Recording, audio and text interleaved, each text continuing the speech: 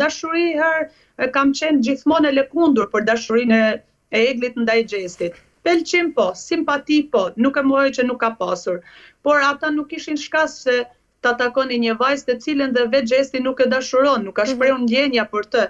Pse t'i jepni një arsye më të fortë Eglit për të menduar se mua më kanë shikuar këta me një ndjenjë ose me një sy tjetër e kanë parë marrëdhënien time mes Xhestit. Kur kjo nuk është një marrëdhënie çiftore, një marrëdhënie tani as miqësore jo, një marrëdhënie konfliktore mund ta quaj mes njëri tjetrit, edhe pse Xhesti tani mundohet ta ketë sa më afër Eglin, por nga ana shoqërore përsëri e thekson, unë du të kem thot një mirë kuptim dhe madje i qartësuan gjërat të dy.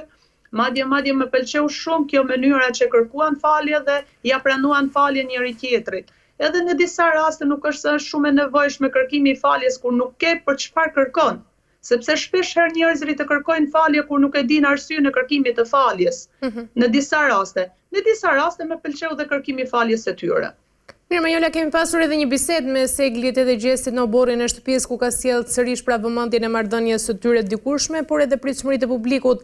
Pyetja ime është çfarë nënkuptonte Egli kur tha se Xhesti ka llogari për dhënë. A ishte kjo një provokim apo le të themi një kërkesë për sqarim nga ana e tij? Thjesht një mënyrë kërkese për ta sqaruar ose një dinamike re e Eglit për ta përdorur në atë lloj momente për ta nxitur Xhestin për të thënë disa fjalë ndoshta që Egli mendon se nuk i ka thënë kundrejt saj, ose për ta nxitur nuk mendoj se ka qenë domethënë në atë lloj mënyre, në atë lloj pike që njerëzit mund ta marrin nga ana e Eglit, sepse edhe Egli mund të themi ka treguar veten që është një vajzë e kulturuar dhe një vajzë që fal shumë. Dhe një vajzë vetëm mua nuk më pëlqen veç në një aspekt e Egli që është shumë përndjekse dhe nga ana veprimeve është përndjekse, por dhe nga ana mënyra e komunikimit. Jo se ka veprime domethënë të qëllimshme për të kaluar këtë lloj dy nuancat e cilat ajo i ka përdorur për vetveten e vet. Unë thjesht mendoj për ta nxitur për të dëgjuar ndonjë fjalë që Xhesti ndoshta nuk ja ka thënë ose Egli për të ngjallë ndoshta ndonjë shpresë për veten e vet kundrejt Xhestit që mendoj se ajo du ta kuptojë se shpresa nuk ka për një krijim marrëdhënie dhe as miqësore, besoj se këta dy kur të mbarojë ky format, unë mendoj se këta të dy nuk do të kenë as marrëdhënie miqësore mes njëri tjetrit. Jo se nuk do të përshëndeten, jo se do të kenë ndonjë pakënaqësi ndaj njëri tjetrit, por thjesht miqësore jo. Thjesht unë mendoj se këta të dy e dojnë ndarjen nga njëri tjetri. Secili të shikojë një rrugtim të vetin dhe mos të kenë përputhshmëri as në komunikim, as në pëlqim, as në simpati, as në marrëdhënie, as një lloj gjëje. A duhet Manjola ta sqarojë Xhesti pra publikisht ndrimin e tij që ka ndaj Eglit për t'i dhënë fund pra edhe këtyre spekulimeve që po ndodhin? Unë nuk e mendoj se çfarë kërkon publiku, domethënë nga ana e Xhestit, çfarë lloji sqarimi. Thjesht Egli e ka lejuar vet, nëse e ka lejuar për ta përqafuar, ajo ishte domethënë me lejen e Eglit, nëse e ka lejuar që të flenë bashkë, ajo ishte me lejen e Eglit. Nuk është se e detyroi vajzën ta përqafonte me dhunë, nuk është se e detyroi të flinte bashkë me dhunë.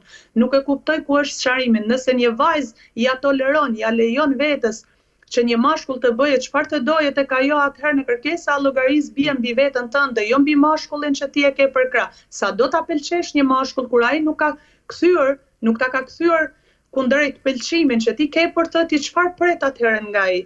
Nëse ti e lejon atë të të prek, ai do të prekë.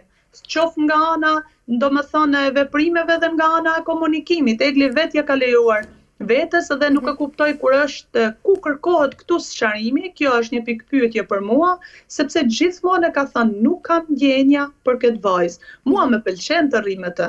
Mua më pëlqen, më shkon muhabeti me të më mirë, më shkon komunikimi me të, ose më pëlqen se është e hidhur si vajzë, është si vajzë lozonjare. Është Egli. Dhe prandaj e ka pëlqyer në këtë lloj pike dhe ja ka pëlqyer disa karakteristika që i ka Egli. Jo se e ka pëlqyer në formën që Egli dëshiron. Dhe sqarimi këtu është pikë pyetje për mua. Nuk e di çfarë kërkon dhe publiku dhe banorët aty, një lloj sqarimi. E qartë. Mirë Manjola, për ta mbyllur sepse jemi në fund, a e sheh Eglin si finaliste apo fituese? Të them të drejtën, as finaliste as fituese jo. Nuk e shikoj, jo se nuk e meriton, është një vajzë për ta merituar, por ka disa banorë aty të tjerë që kanë lozur më shumë ose kanë lozur më pastër ose që e meritojnë të arrijnë finalen. E qartë. Edhe fitoren jo, pse? E qartë. Mirë Manjola, kemi arritur në fund. Falenderoj shumë për gjitha informacionet. Ju falenderoj. Faleminderit shumë. Ju falenderoj dhe ju të nderuar teleshikues për vëmendjen, bashkë jemi sërish në emisionin e radhës.